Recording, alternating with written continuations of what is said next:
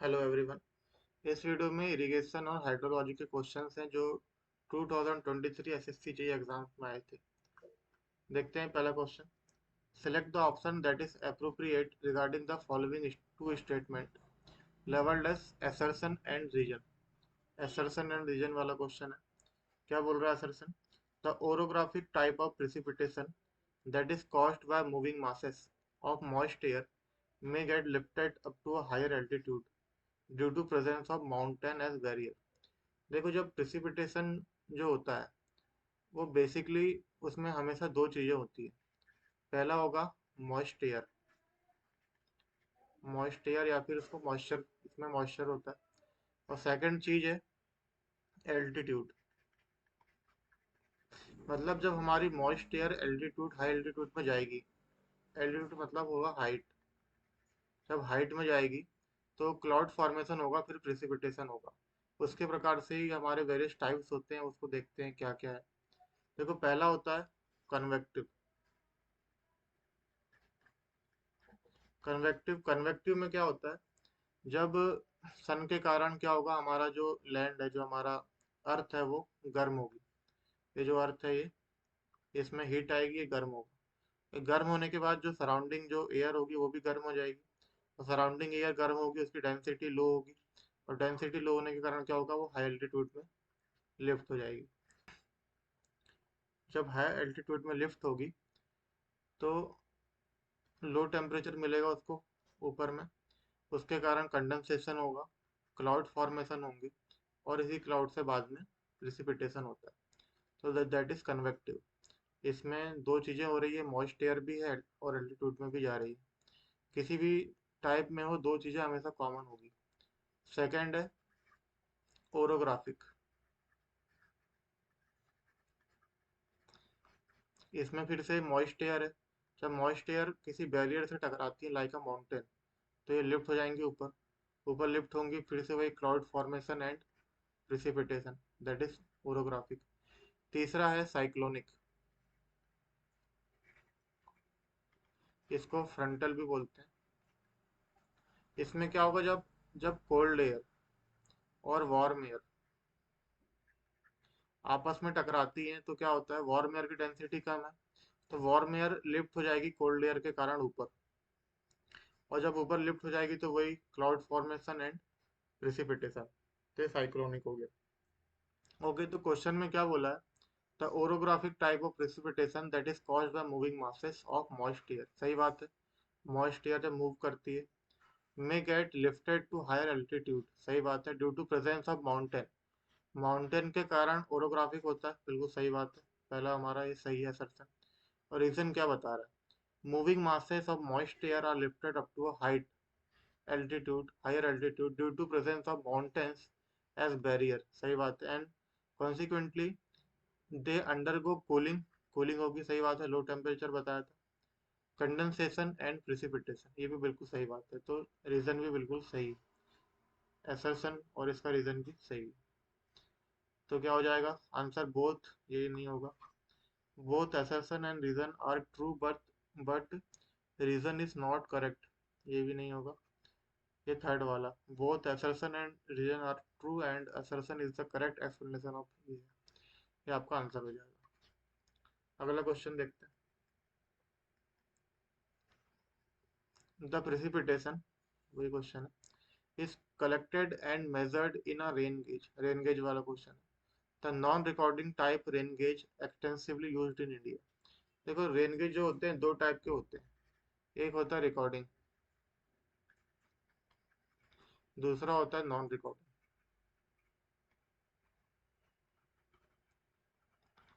Non recording में क्या होता है, ये हमें डायरेक्ट टोटल क्वांटिटी देते हैं कि कितना प्रिसिपिटेशन हुआ है, और रिकॉर्डिंग में हमें साथ में इंटेंसिटी भी मिलती है। तो नॉन रिकॉर्डिंग में जो मेन होता है वो साइमंस होता है,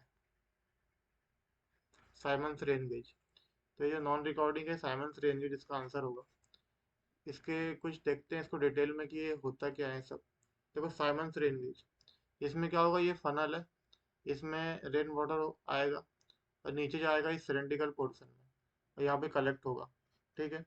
फिर बाद में हम क्या करेंगे, जो जितना पानी यहाँ कलेक्ट हुआ है वाटर, उसकी हाइट मेजर कर लेंगे, हाइट।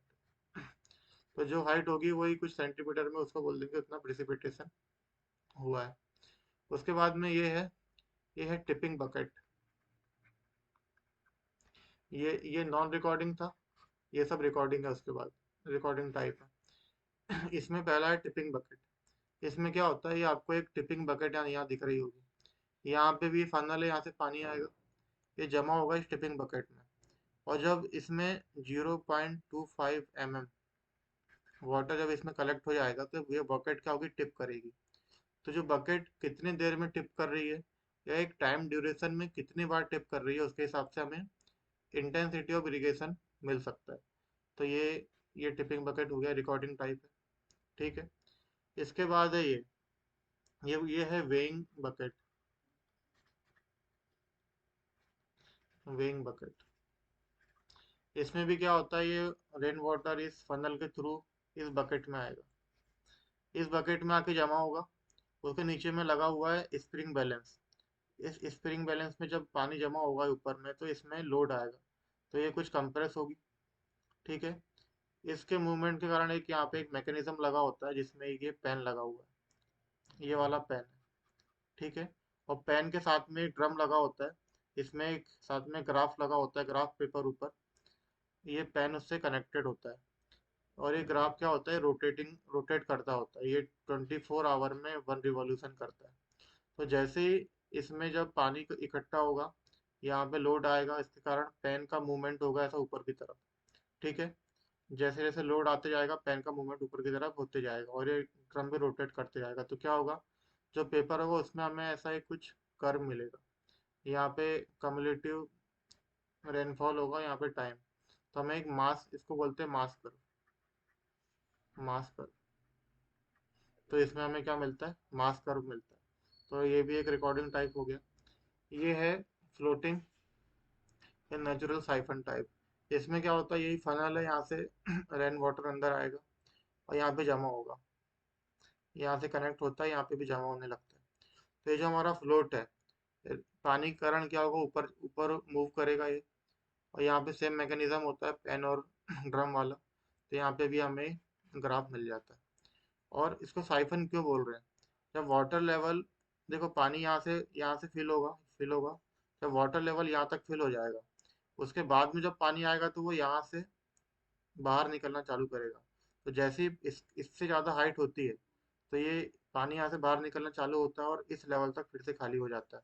मतलब यहाँ पे साइफन फॉर्म होता है और वो पानी को फिर खाली करता है, इसलिए इसको बोलते हैं नेचुरल साइफन टाइप या फ्लोटिंग टाइप। ठीक है। तो ये जो क्वेश्चन था हमारा, ये पूछ रहा है कि नॉन रिकॉर्डिंग, तो नॉन रिकॉर्डिंग में साइलेंस होता है। ठीक है, ये करेक्ट आंसर। अगला क्वेश्चन देखते हैं। During rainy season, in the if the rainfall is sufficient during the crop period, okay, less quantity of irrigation water shall be required। सही बात है। अगर क्रॉप पीरियड में अगर इरिगेशन इरिगेशन होगा, या अगर हमें सॉरी क्रॉप पीरियड में अगर रेनफॉल होगा तो इरिगेशन का वाटर हमें लेस रिक्वायर्ड होगा, सही बात है। And therefore the duty of the irrigation canal will be, देखो ड्यूटी की बात किया है। देखो क्या होगा, हमारा कुछ इरिगेशन में हमारा कुछ वाटर रिक्वायरमेंट है। जब रेनफॉल हो गया तो वाटर रिक्वायरमेंट क्या हो जाएगा, लेस हो जाएगी। वाटर रिक्वायरमेंट लेस हो जाएगी मतलब हम ज़्यादा एरिया हम इरिगेट कर सकते हैं, एरिया इरिगेशन का एरिया क्या होगा, बढ़ जाएगा। और ड्यूटी क्या होती है, ड्यूटी का जो यूनिट होती है वो होती है हेक्टेयर पर क्यूमेक। मतलब हम कितने हेक्टेयर हम इरिगेट कर सकते हैं एक सर्टेन क्यूमेक से। जब एरिया बढ़ेगा तो हेक्टेयर बढ़ेगा, मतलब ड्यूटी बढ़ जाएगी। तो जब इरिगेशन वाटर हमें जब रेनफॉल से मिल मिल जाएगा, हमारा वाटर रिक्वायरमेंट कम हो जाएगी, तो मतलब ड्यूटी बढ़ जाएगी। तो ये हो जाएगा the duty of the irrigation canal will be more more हो जाएगी। अगला क्वेश्चन देखते हैं। The total area enclosed by an irrigation canal that can be included in the in an irrigation project में इंक्लूड होते हैं for supplying water to agricultural land by a network of canals is known as. देखो इसको समझते हैं। ये हमारी कोई मेन कैनाल है और साथ में इससे कुछ ब्रांच कैनाल निकली हुई है। तो ये जो पूरा सिस्टम है कैनाल का, ये जो टोटल जो एरिया कवर करता है, दैट इज जो हमारा ये जो टोटल जो एरिया कवर हो रहा है, इसको हम इरिगेशन प्रोजेक्ट में हम इंक्लूड करते हैं, उसको बोलते हैं ग्रॉस कमांड एरिया। उसको बोलते हैं ग्रॉस कमांड एरिया। इसमें इसके अंदर में जो बिल्डिंग्स हैं वो भी आ जाएगा, कुछ रोड्स होंगी यहाँ पे, वो रोड्स पे आ जाएंगे। तो कल्चरेबल नॉन कल्चरेबल दोनों एरिया होता है इसके अंदर में, उसको बोलते हैं ग्रॉस कमांड एरिया। तो यही पूछा है उसने, तो इसका आंसर हो जाएगा ये ग्रॉस कमांड एरिया। अगला क्वेश्चन देखते हैं। Select the option that is appropriate regarding the following two statement labeled as assertion and region। वैसे क्वेश्चन है। assertion क्या बोला है? Check dams of low height, check dam का क्वेश्चन है। Of low height are constructed across the tributaries of river at different stages to arrest the sediment and in the catchment area। देखो check dam क्या होता है? हमारी कोई river tributary है, उसके अक्रॉस हम उसको बनाते हैं, ताकि क्या हो, जो हमारा फ्लड जो हमारा फ्लड के टाइम पे जो हाई वाटर जो आएगा, वो इससे थोड़ा कंट्रोल होगा, इसलिए हम इसको बनाते हैं। तो इसका क्रॉस सेक्शन देखो, यहाँ पे दिखाया मैंने। यहाँ से कुछ वाटर आएगा, ठीक है। यहाँ पे जो वाटर है इसके ऊपर से निकल जाएगा, जो सेडिमेंट से कुछ यहाँ पे जमा हो जाएंगे। फिर जैसे नंबर ऑफ होते हैं आगे में और बने होते हैं, फिर वाटर यहाँ पे आएगा, जो वाटर है उससे ऊपर से निकल जाएगा, सेडिमेंट से जमा हो जाएंगे। तो सेडिमेंट को कैच कर रहा है, साथ में जो उसकी जो इंटेंसिटी है फ्लो की, उसको थोड़ा सा कंट्रोल करेगा। तो चेक डैम दो काम करते हैं। तो ये क्या बोल रहा है? लो हार्ट के होते हैं चेक डैम, सही बात है। Constructed across the tributaries of river at different stages, सही बात है।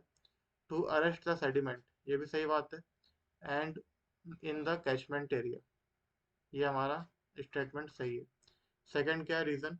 Check dam serve the purpose of detention reservoir, detention reservoir. देखो जो हम ये चेक डैम्स बना रहे थे, क्या हम रिजर्वायर के लिए इसको बना रहे हैं? पानी रिजर्व करने के लिए? बिल्कुल नहीं। पानी को स्टोर नहीं कर रहे हैं हम यहाँ पे, पानी के फ्लो को कंट्रोल कर रहे हैं, प्लस सेडिमेंट्स को हम कैच कर रहे हैं। ठीक है, तो ये अपना जो है गलत है। तो क्या ऑप्शन सही होगा? बोथ रीजन ट्रू, ये नहीं होगा। Both reason assertion is true and reason is false, ये अपना आंसर हो जाएगा। अगला क्वेश्चन देखते हैं। As per IS 1162/1986, what will be the water quality rating of irrigation water when electrical conductivity is in the range of 1500 से 3000 micro ohm पर centimetre? देखो ये जो ये कोड होता है, ये क्वालिटी ऑफ इरिगेशन वाटर के लिए होता है। इसमें बोल रहा है कि अगर उसकी इलेक्ट्रिकल कंडक्टिविटी 1500 से 3000 के बीच है तो वो किस कैटेगरी में आएगा। तो देखो ये एक टेबल होती है इस कोड में, इसमें ये इसके हिसाब से उसने लो मीडियम और हाई में उसको क्लासीफाई किया हुआ है। अगर बिलो 1500 माइक्रो ओम पर सेंटीमीटर है तो उसको बोलेंगे लो। 1500 से 3000 है तो उसको बोलेंगे मीडियम। 3000 से 6000 है तो हाई, और 6000 से ज़्यादा है तो वेरी हाई। तो यहाँ बोला है 1500 से 3000, तो ये आ रहा है मीडियम में, तो ये मीडियम आ जाएगा। ठीक है, अगला क्वेश्चन देखते हैं। As per the Dickens formula QP is equal to C multiplied by M की power 3/4 for the calculation of peak discharge, the term M represent. देखो जो ये डिकन्स फार्मूला होता है उसमें जो QP होता है ना, ये हमें पीक डिस्चार्ज देता है। ठीक है, ये एक्चुअली फार्मूला क्या होता है? QP is equal to C.A की पावर 3/4। ठीक है, ये जो C होता है ये कोफिशिएंट होता है, कोफिशिएंट। और जो A होता है ये एरिया होता है, area in square kilometre, area in square kilometre. Okay, तो ये 3/4 वाला जो टर्म है ना, ये पावर वाला, वो एरिया होता है स्क्वायर किलोमीटर में। तो ये यही पूछा है उसने, एम को पूछा है। ये M 3/4 वाला टर्म है, तो हो जाएगा catchment area in square kilometre. ठीक है, अगला क्वेश्चन देखते हैं। Blank is the best suited method of irrigation for arid condition in hot and windy areas so as to achieve optimum usage of irrigation water. देखो जो hot and windy condition की अगर बात करेगा, मतलब यहाँ पे विंड चल रही है और हॉट के कारण इवेपोरेशन भी ज़्यादा हो रहा है। इसमें जो सबसे सूटेड जो हमारा इरिगेशन का टाइप होता है वो होता है ड्रिप इरिगेशन। ड्रिप क्या है? एक सब सरफेस इरिगेशन है। क्या है? सब सरफेस, मतलब हमारा जो सरफेस होती है उसके नीचे में पाइप्स होते हैं, उससे इरिगेशन होता है। इसके कारण इवेपोरेशन भी बिल्कुल कम होता है और जो विंड है उसका असर भी नहीं होता। तो बेस्ट जो हमारी मेथड होती है वो होती है drip irrigation for arid hot and windy area के लिए। तो ये इसका आंसर हो जाएगा। अगला क्वेश्चन देखते हैं। सेम स्टेटमेंट वाला क्वेश्चन है। स्टेटमेंट पहला क्या बोल रहा है? In level crossing the canal water and drain water are allowed to intermingle with each other. Okay, देखो ये क्रॉसिंग की बात कर रहा है, कैनाल और ड्रेन की। देखो क्या होता है, मान लो कोई हमारा ये ड्रेनेज है, मतलब ये रिवर कुछ भी हो सकता है, और जो हमारी कैनाल है वो इससे क्रॉस हो रही है। तो इसके तीन तीन टाइप से क्रॉस हो सकती है। ये जो कैनाल है वो ड्रेनेज की, या तो एक तो अबव हो सकती है, ये मैं लेवल के हिसाब से बात कर रहा हूँ, उसके लेवल के अबव हो सकती है, उसके लेवल के बिलो हो सकती है कैनाल, ठीक है, और या तो सेम लेवल में हो सकती है। देखो जब अबव होगी तो दो प्रकार होता है। एक होता है एक्विडक्ट, सॉरी, क्या होगा? एक्विडक्ट। और दूसरा होता है साइफन एक्विडक्ट। साइफन एक्विडक्ट, ठीक है, ये जब अबव वाली कंडीशन में। जब बिलो वाली कंडीशन में इसमें भी दो होती है। एक होता है सुपर पैसेज और दूसरा होता है साइफन या कैनाल साइफन, ठीक है। और सेम लेवल में क्या होता है, वो सेम लेवल में मीट करती है। इसका वाटर और इसका वाटर दोनों मिक्स होता है, मिंगल होता है। तो यहाँ क्या बोला है? इन लेवल क्रॉसिंग, ये लेवल क्रॉसिंग है, थर्ड वाले की बात की है। Level crossing the canal water and drain water allowed to intermingle, ये सही बात है, विद ईच अदर, ये स्टेटमेंट है, सही है। सेकंड क्या बोल रहा है? A level crossing is generally provided when the large canal and huge drainage approaches each other practically at a same level. देखो सेम लेवल में होगा तभी ये लेवल क्रॉसिंग होगी, तो ये भी सही है। तो इसका आंसर हो जाएगा दोनों सही। तो ये क्या है? Both one and two true, ये पहला वाला इसका उसका आंसर हो जाएगा। इसका एक्सप्लेनेशन भी सही है और ये दोनों स्टेटमेंट भी सही है। अगला क्वेश्चन देखते हैं। क्या है? Read the given statement about crop water requirement and select the correct option. Crop water requirement के रिगार्डिंग बोला है। स्टेटमेंट वन क्या है?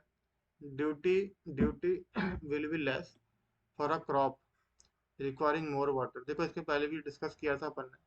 अगर ज़्यादा रिक्वायरमेंट होगी वाटर की, वाटर रिक्वायरमेंट अगर ज़्यादा है तो क्या होगा? हमारा जो एरिया होगा वो लेस इरिगेटेड होगा, इरिगेट होगा। और जब एरिया लेस इरिगेट होगा तो ड्यूटी भी लेस होगी। ड्यूटी क्या होगी? लेस होगी। तो ड्यूटी विल बी लेस, ठीक है, जब रिक्वायरिंग मोर वाटर, बिल्कुल सही बात है, ठीक है। सेकंड स्टेटमेंट क्या बोलता है? The water lost due to percolation will be more and hence the duty will be more. देखो वाटर लॉस्ट हो रहा है पर्कुलेशन से, जब वाटर लॉस्ट होगा तो वाटर रिक्वायरमेंट क्या हो जाएगी? हाई हो जाएगी। सेम सेम चीज, एरिया हमारा लो हो जाएगा, ड्यूटी विल बी लो। तो ड्यूटी है, ये क्या होगा? मोर नहीं होगा, ये लो हो जाएगी। तो ये स्टेटमेंट गलत है। तो क्या हो जाएगा इसका answer? Statement one is true and second is false, ये इसका आंसर हो जाएगा, ठीक है। अगला क्वेश्चन देखते हैं। Which of the following is not a structural stability criteria for a gravity dam. देखो जो ग्रेविटी डैम होता है, इसकी स्टेबिलिटी की बात कर रहा है। इसमें कौन कौन सी स्टेबिलिटी होती है? पहला कि स्लाइड ना कर जाए, तो होता है अगेंस्ट स्लाइडिंग, ठीक है। दूसरा है कि ये ओवरटर्न ना कर जाए, तो होता है ओवरटर्न। देखो, तीसरा क्या होता है कि ये कंप्रेस होके क्रश ना हो जाए, तो क्रशिंग। और चौथा होता है इसका टेंशन के लिए। ठीक है, तो ये क्या बोला है, नॉट, नॉट बोला है क्रशिंग, क्रशिंग अगेंस्ट क्रशिंग होती है, ओवर टर्निंग ये भी होती है, ओवर स्पिलिंग ये नहीं होती है, और स्लाइडिंग भी होती है, जिसका आंसर हो जाएगा ये over, over spill. Okay, thank you.